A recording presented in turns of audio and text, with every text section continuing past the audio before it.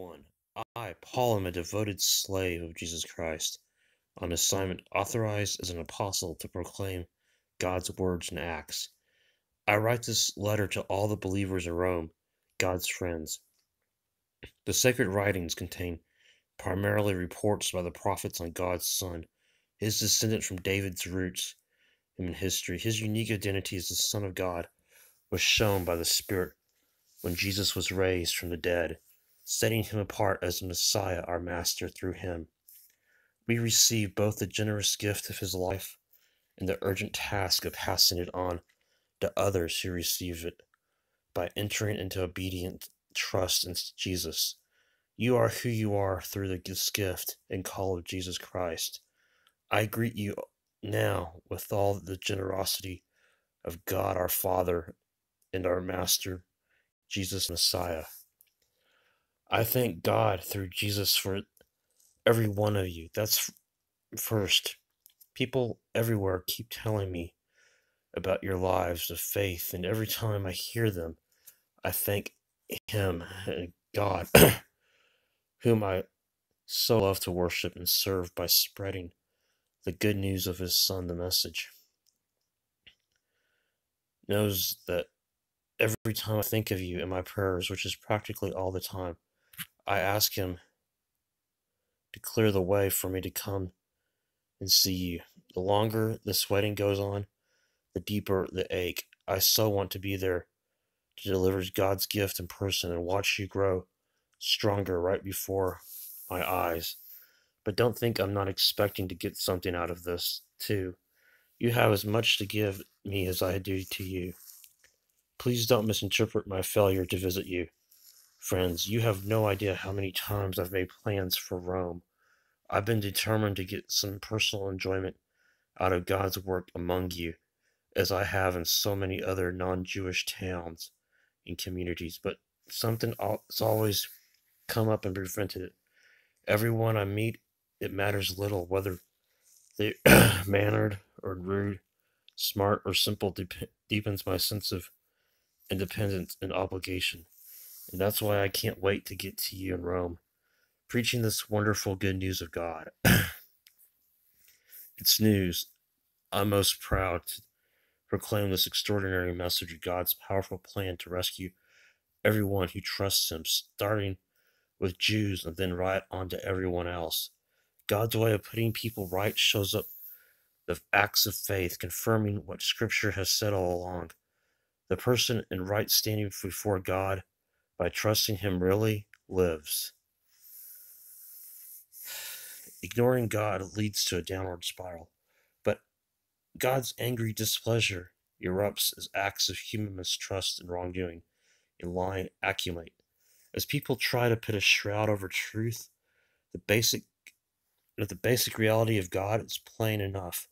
Open your eyes, and there it is. By taking a long and thoughtful look at what God has created, people have always been able to see what their eyes as such can't see. Eternal powers, for instance, in the mystery of His divine being.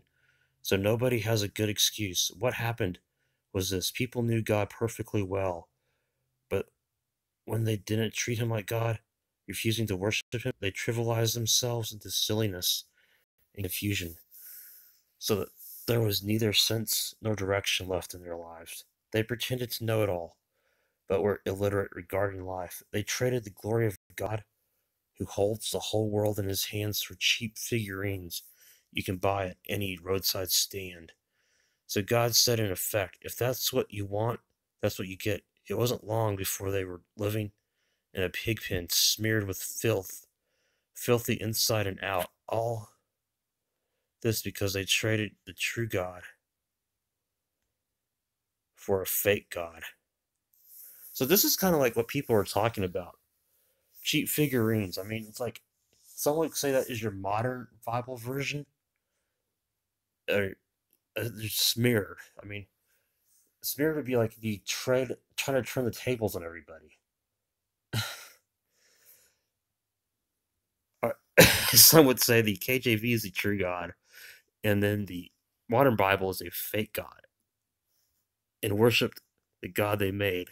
So see, if we're their thought would process would be, are you worshiping? Are you using the modern Bible, the God Bible you have made, instead of the KJV who made them?